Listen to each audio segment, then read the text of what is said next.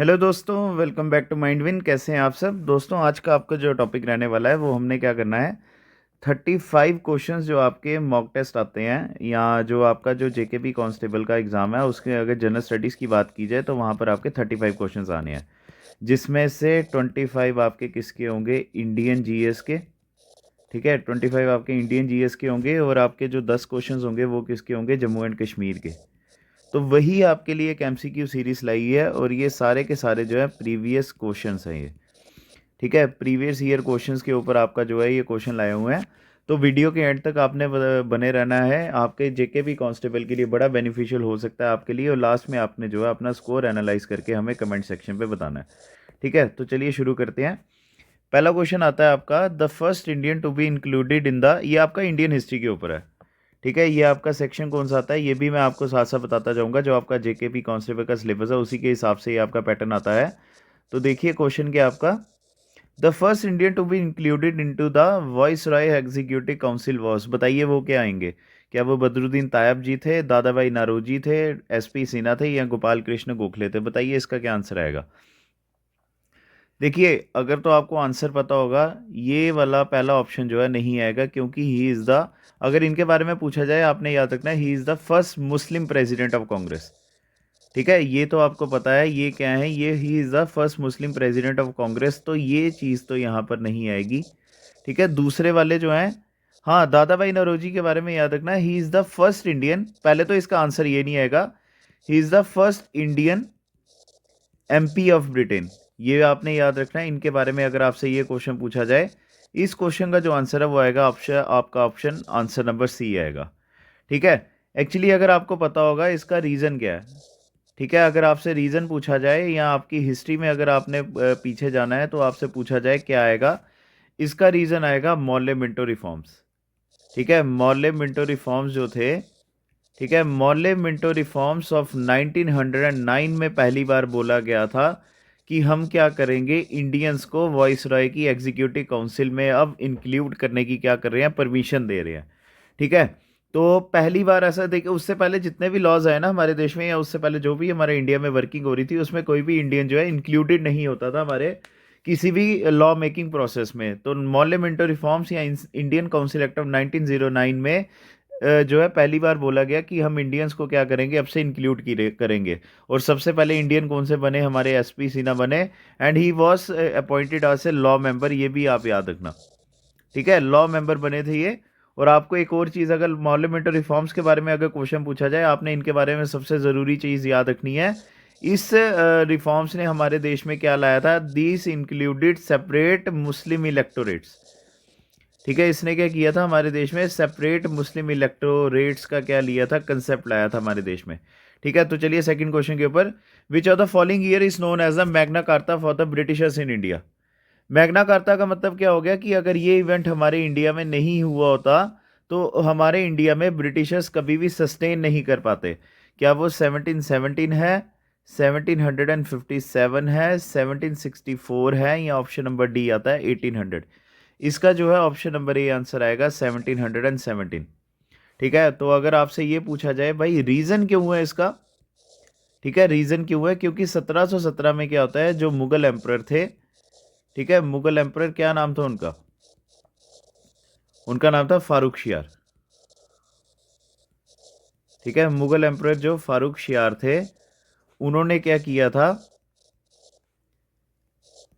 Britishers को permission दी थी क्या करने के लिए, बंगाल में ट्रेड करने के लिए। ठीक है, तो अगर ये चीज़ नहीं हुई होती तो बंगाल, एक्चुअली आपको पता होगा कि फारूक शियार जो है बड़े ज़्यादा बीमार हो गए थे, तो एक ब्रिटिश सर्जन थे जिन्होंने क्या किया था, उनकी बीमारी का इलाज किया था। तो फारूक शियार इतने ज़्यादा उनसे इंप्रेस हुए थे कि उन्होंने क्या किया, ब्रिटिशर्स को परमिशन दे दी कि आप बंगाल में जो है कहीं पे भी ट्रेड कर सकते हैं, हाँ कुछ आपको फॉर्मेलिटीज़ या कुछ आपको टैक्सेस देने पड़ेंगे। तो अगर ऐसा नहीं हुआ था तो बंगाल में कभी भी ब्रिटिशर्स को एंट्री नहीं मिलनी थी, तभी इसको Magna Carta for the Britishers कहा जाता है।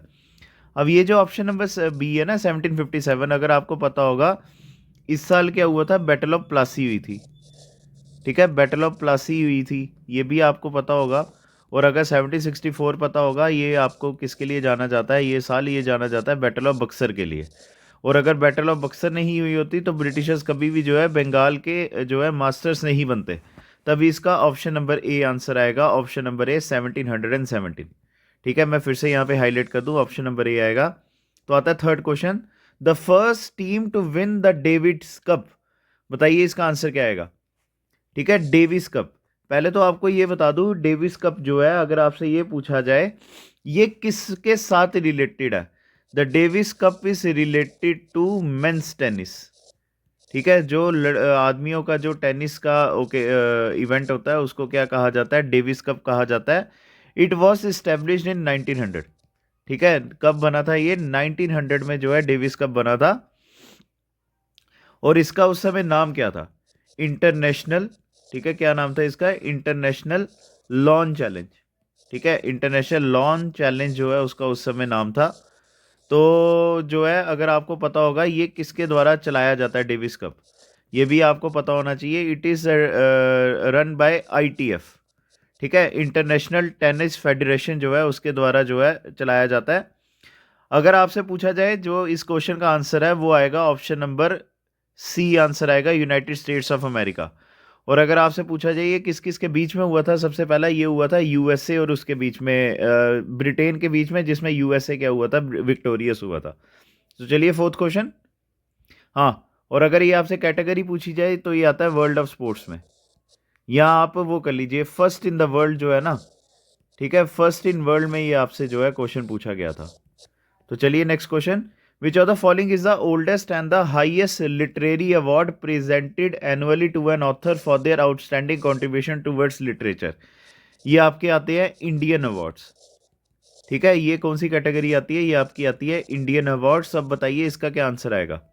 क्या क्वेश्चन है, इनमें से कौन सा जो है हमारे देश का सबसे पुराना और हाईएस्ट इंडियन लिटरेरी अवार्ड है। ठीक है, जो किनको दिए जाते हैं, खाली ऑथर्स को दिए जाते हैं, किसके लिए, उनकी आउटस्टैंडिंग कंट्रीब्यूशन किसके लिए, लिटरेचर के लिए। तो इसका जो है ऑप्शन नंबर सी आंसर आएगा, ज्ञानपीठ अवार्ड। ठीक है, दीस अवार्ड्स वर इंस्टीट्यूटेड, ये भी अगर आपसे पूछा जाए when was the Jnanpith awards institute, मतलब कब वो बने थे। These awards were included in the Indian constitution in the year 1961। ठीक है, और ये खाली अवार्ड्स किसको दिए जाते हैं, इंडियन राइटर्स को दिए जाते हैं, उनकी इंडियन लैंग्वेजेस के लिए। मतलब कि हमारी जो 8th शेड्यूल में जितनी भी लैंग्वेजेस आती है ना इंडियन कॉन्स्टिट्यूशन में, उनके लिए दिए जाते हैं ये। ठीक है, और अगर एक और चीज़ अगर आपसे ये पूछा जाए इसके अवार्ड में दिया क्या जाता है, एक तो कैश प्राइज होता है और उसके साथ जो है ब्रॉन्ज रेप्लिका होता है। ठीक है, किसका होता है, ब्रॉन्ज रेप्लिका होता है माँ सरस्वती। ठीक है, माँ सरस्वती का जो है ब्रॉन्ज रेप्लिका आता है। तो अगर आपसे ये भी पूछा जाए who was the first recipient of this award, ठीक है, ये भी मैं लिख दूं आपको, फर्स्ट रेसिपिएंट।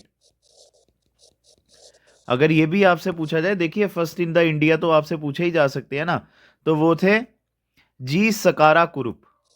ठीक है, क्या नाम है, जी सकारा कुरुप। और इसका क्या आंसर आएगा, ऑप्शन नंबर सी आएगा, ज्ञानपीठ अवार्ड। तो चलिए, the Prithvi Singh Cup in India is related to, बताइए इसका आंसर क्या आएगा, क्या वो हॉकी है, फुटबॉल है, पोलो है या टेनिस है। इसका आएगा ऑप्शन नंबर सी आंसर आएगा पोलो। ठीक है, तो चलिए 6th क्वेश्चन के ऊपर चलते हैं। Which of the following was a south Africa first black head of the state.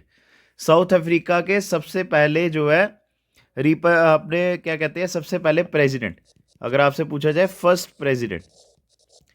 ठीक है, और अगर आपसे ये क्वेश्चन अगर आपको नहीं समझ आ रही है, आप सिलेबस में अगर आप कंफ्यूज हैं, तो ये आप याद रखना, फेमस पर्सनैलिटीज़ के ऊपर है ये। ठीक है, किसके ऊपर आता है ये, फेमस पर्सनैलिटीज़ की कैटेगरी से।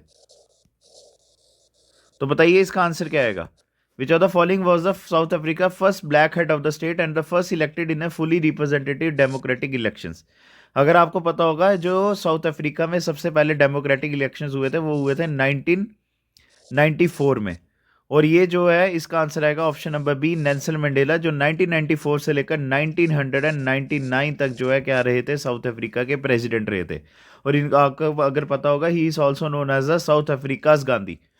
ठीक है, तो he is the first president of the South Africa, जो 1994 में सबसे पहले डेमोक्रेटिक इलेक्शंस हुए थे, उसमें ये सबसे पहले ब्लैक हेड क्या बने थे, प्रेसिडेंट बने थे साउथ अफ्रीका के। तो चलिए 7th क्वेश्चन के ऊपर, which of the following is the fortnightly English language magazine published by the Hindu group of publications। आपको पता ही है द हिंदू के क्या आप करते हो, न्यूज़पेपर्स पढ़ते हो, ठीक है, किसके लिए? अपने यूपीएससी की प्रिपरेशन के लिए। तो ये अगर आपको पता चले ये कौन सी कैटेगरी से आया हुआ है, ये कैटेगरी आपसे पूछी गई है, ये आते हैं डेली न्यूज़पेपर्स या डेली या न्यूज़पेपर्स, ठीक है। और ये जो न्यूज़पेपर्स का क्वेश्चन ही है, ये आता है आपका वीकलीज का, ठीक है। तो बताइए इसका आंसर क्या है? इनमें से कौन सा जो है मैगजीन है जो द हिंदू ग्रुप के द्वारा पब्लिश किया जाता है? न्यूज़, आर्काइव, फ्रंटलाइन या टाइमलाइन या टाइम? इसका आएगा ऑप्शन नंबर सी, आंसर आएगा फ्रंटलाइन, ठीक है। तो चलिए नेक्स्ट क्वेश्चन आपका आता है, the year of the establishment of the Tribune. ये अब आपका न्यूज़पेपर के ऊपर है, ठीक है, ये न्यूज़पेपर के ऊपर है। अगर आपको पता होगा, ट्रिब्यून न्यूज़पेपर वही था जिसने भगत सिंह की जो है फांसी की सज़ा, या भगत सिंह जी का जो आपका आता है ना, जब वो शहीद हुए थे फांसी पे, जब उनको चढ़ाया गया था, यही न्यूज़पेपर के आप हमेशा गूगल में सर्च करते हो। हमारे ईव ऑफ इंडिपेंडेंस के बारे में भी जो है इसने क्या किया हुआ है, कवर किया हुआ है। तो अब बताइए, जो हमारा ट्रिब्यून न्यूज़पेपर है ये कब आया था? 1857 में, 1881 में, 1900 या 1905? इसका आएगा ऑप्शन नंबर बी, आंसर 1881। तो चलिए नाइन्थ क्वेश्चन आता है, Which article of the Indian Constitution states that the official language of the Union shall be Hindi in Devanagari script? अब बताइए इसका आंसर क्या है? देखिए, आपको पता है हमारे देश की ऑफिशियल लैंग्वेज क्या है? वो आपकी आती है हिंदी, ठीक है, हिंदी एंड इंग्लिश, ये आपका कैटेगरी आता है लैंग्वेजेस, ठीक है, लैंग्वेजेस में आता है। आपको पता है हमारे देश की दो ऑफिशियल लैंग्वेजेस आती है, एक आती है हिंदी और दूसरी आती है इंग्लिश, ठीक है। दोनों ऑफिशियल पर्पजेस के लिए यूज़ होती है, और उसके साथ 22 क्या आती है हमारी एसोसिएट लैंग्वेजेस आती हैं। तो आपसे पूछा गया है ये कौन से कॉन्स्टिट्यूशन का कौन सा आर्टिकल है? इसका आएगा option number B, answer article number 343 of the Indian constitution, ठीक है। आगे समझिए, चलिए अब आगे नेक्स्ट क्वेश्चन आता है, 10th क्वेश्चन आपका, which of the following is a Hindu temple situated in the hills of the Tirumala at Tirupati urban mandal in the Tirupati district of Andhra Pradesh? बताइए इसका आंसर क्या आएगा? ये आपका आता है फेमस प्लेसेस ऑफ इंडिया के ऊपर, ठीक है। कौन सी कैटेगरी है आपकी? ये आती है फेमस प्लेसेस ऑफ इंडिया। अब बताइए इसका आंसर क्या आएगा? Option number A Vaishno Devi shrine, Amarnath shrine, Venkateshwara temple या पद्मनाथ स्वामी टेम्पल? बताइए इसका आएगा ऑप्शन नंबर सी, आंसर आएगा वेंकटेश्वर टेम्पल, ठीक है। और ये कहाँ पर आते हैं? आंध्र प्रदेश में, ये भी आपने याद रखना है। Which is the capital city of Philippines?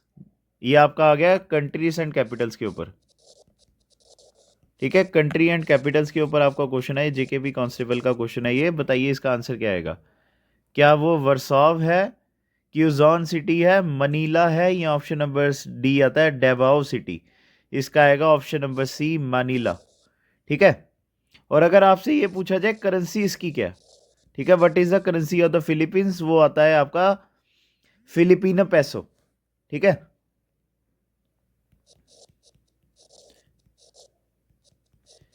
इसकी करेंसी आती है फिलीपींस पैसो, जिसको अगर एब्रीवेट किया जाए तो इसको पीएचपी भी कहा जाता है, ठीक है। तो चलिए आगे नेक्स्ट क्वेश्चन के ऊपर चलते हैं। क्वेश्चन आता है आपका, पूछा गया which of the following documents of the UN comprises comprehensive list of permanent missions of member states, permanent observer missions and permanent observer offices accredited to the United Nation? Actually इन्होंने पूछा है कौन सी ऐसा डॉक्यूमेंट है जहां पर UN के सारे परमानेंट मेंबर्स वगैरह के बारे में लिखा हुआ है। क्या वो यूएन का कॉन्स्टिट्यूशन है, ब्लू बुक है, डेली जर्नल है, द रूल्स बुक है? इसका आएगा option number B, answer blue book, ठीक है। और ये आपका यूनाइटेड नेशन के ऊपर क्वेश्चन था ये। नेक्स्ट क्वेश्चन आता है, in which year SAARC launch the south Asian free trade? अब बताइए इसका आंसर क्या आएगा? ये तो आपको पता ही है, सार्क की एब्रीवेशन क्या आती है? वो आती है साउथ एशियन, ठीक है, साउथ एशियन एसोसिएशन फॉर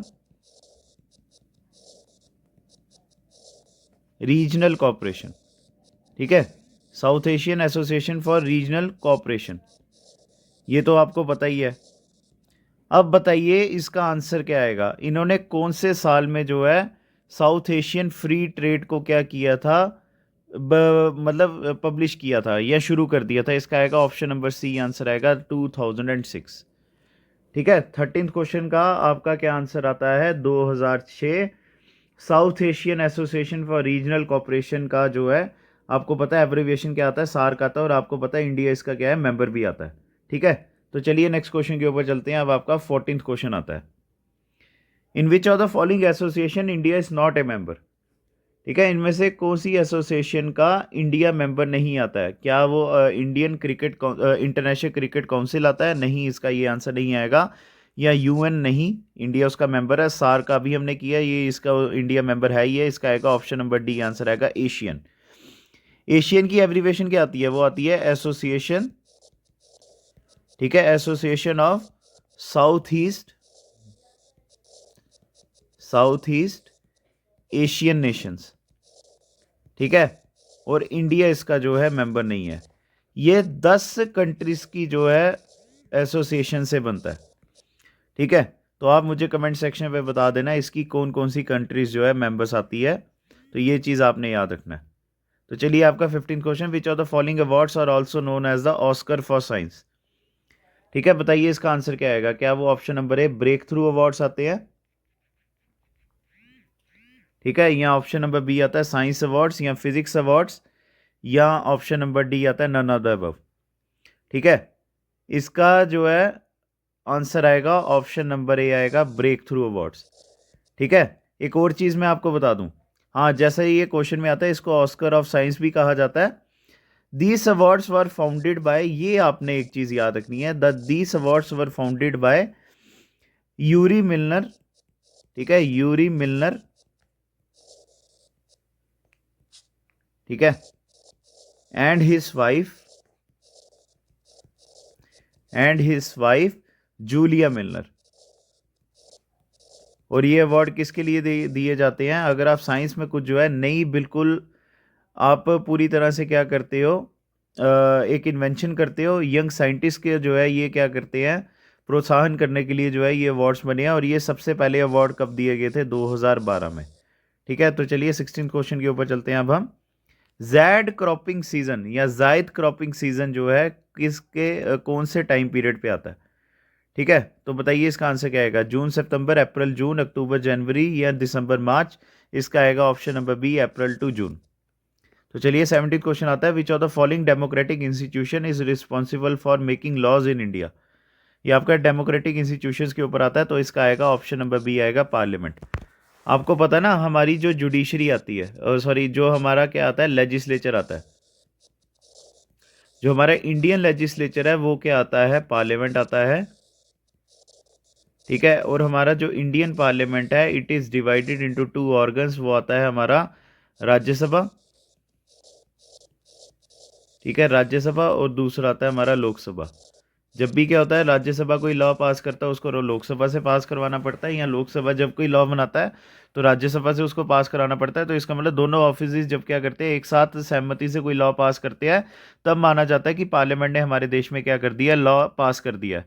और आपको पता है इन दोनों के द्वारा जब लॉ बनाया जाता है तो वो किसके पास जाता है अप्रूवल के लिए? वो आते हैं हमारे प्रेसिडेंट ऑफ इंडिया। ठीक है, तो चलिए नेक्स्ट क्वेश्चन आता है, which type of government exist in the United states. बताइए इसका आंसर क्या आएगा? क्या वो डायरेक्ट डेमोक्रेसी है, रिपब्लिक है, डिक्टेटरशिप है, या मोनार्की है? इसका जो है ऑप्शन नंबर बी आएगा, रिपब्लिक। अब आपसे क्वेश्चन देखिए, एक और चीज़ मैं बता दूं, जो अगर आपसे वहाँ पे पूछा जाता ना कि क्या, अगर यहाँ पर ऑप्शन होता है फेडरल गवर्नमेंट, तो सही आंसर जो है वहाँ पर क्या आना था, फेडरल गवर्नमेंट आना था। पर अगर ऑप्शन अकॉर्डिंग टू ऑप्शन देखा जाए, रिपब्लिक, पता है क्यों आता है? क्योंकि वहाँ पर जो अमेरिका आता है, वहाँ पर जो हेड ऑफ अमेरिका आते हैं या हेड ऑफ स्टेट आते हैं, वो आते हैं प्रेसिडेंट। ठीक है, और प्रेसिडेंट वहां पर क्या आते हैं, वो आते हैं इलेक्टेड, लोगों के द्वारा क्या होते हैं, चुने गए जाते हैं। तभी इसका जो है ऑप्शन नंबर बी आंसर आएगा, रिपब्लिक। तो चलिए 19th question, the Langchen Khambab is the Tibetan name of which river. अब बताइए इसका आंसर क्या आएगा? ठीक है, जो है इसका क्या आएगा, ऑप्शन नंबर ए इंदस, चेनाब, झेलम, या सतलुज? इसका आएगा ऑप्शन नंबर बी आंसर आएगा, सतलुज। ठीक है, सतलुज का अगर आपसे पूछा जाए संस्कृत नाम, ठीक है, जो संस्कृत नाम आता है सतलुज रिवर का, वो क्या आता है, शताद्री आता है। ठीक है, शताद्री आता है। और अगर आपसे गलती से को पूछ लिया जाए कि इसका सोर्स क्या आता है, वो आता है राक्षस तल लेक। ठीक है, वो कौन सी लेक आती है, राक्षस तल लेक। ठीक है, तो चलिए 20th क्वेश्चन के ऊपर चलते हैं, the highest lake of world and India is. बड़ा अच्छा क्वेश्चन है आपके लिए, दुनिया की सबसे हाईएस्ट लेक और इंडिया की तो अपने आप हो जाएगी, वो क्या आएगा इसका आंसर, वुलर लेक, गुरुदोंगमर लेक या गंगबल लेक, या ऑप्शन नंबर डी आता है डल लेक। इसका आएगा ऑप्शन नंबर बी आएगा गुरुदोंगर लेक। और ये कहाँ पर आती है? सिक्किम में। ठीक है, सिक्किम में है ये। चलिए आपका नेक्स्ट क्वेश्चन आता है, which article of the Indian constitution is the right of minorities to establish and administrate educational institution. मतलब कि कौन सा फंडामेंटल राइट हमारे इंडियन जो है माइनॉरिटीज को परमिशन देते हैं कि आप अपने एजुकेशन इंस्टीट्यूशन खुद बना सकते हैं। ठीक है, अब बताइए आर्टिकल नंबर 17 तो नहीं आएगा, क्योंकि ये किसके साथ डील करता है? अनटचेबिलिटी के साथ। ठीक है, तो आर्टिकल नंबर 25 जो है ये आता है फ्रीडम ऑफ रिलीजन के साथ, तो ये भी नहीं आएगा। ठीक है, आर्टिकल नंबर 29 30 में से बताना है, क्योंकि ये दोनों को कैटेगरी किस में आती हैं? ये आती है कल्चरल एंड एजुकेशनल राइट्स में। ठीक है, किस में आते हैं ये? कल्चरल एंड एजुकेशनल राइट्स में। तो ये थोड़ा आपके लिए कंफ्यूजिंग हो सकता है, और इसमें से हमने आंसर बताना था, इसके हिसाब से इसका आएगा option number D answer, article number 30। तो चलिए 22 के ऊपर विच स्कीम, अभी आपका जो आता है सेंट्रली स्पॉन्सर्ड स्कीम्स के ऊपर आता है। Which scheme was launch by prime minister Narendra Modi on 22 Jan 2015 as a part of Beti Bachao Beti Padhao campaign. बेटी बचाओ बेटी पढ़ाओ कैंपेन तो एक अलग आता है, उसके अंडर इन्होंने कौन सी स्कीम को लॉन्च किया था? क्या वो पढ़ाई योजना है, सुकन्या समृद्धि योजना है, युवा भविष्य योजना है, या चाइल्ड वेलफेयर स्कीम है? अब बताइए इसका आंसर क्या आएगा? इसका आएगा option number B, Sukanya Samriddhi Yojana. तो चलिए 23 के ऊपर चलते हैं। Which of the following scheme is to provide social security during old age and to protect elderly persons age 60 and above against a future fall in their interest income.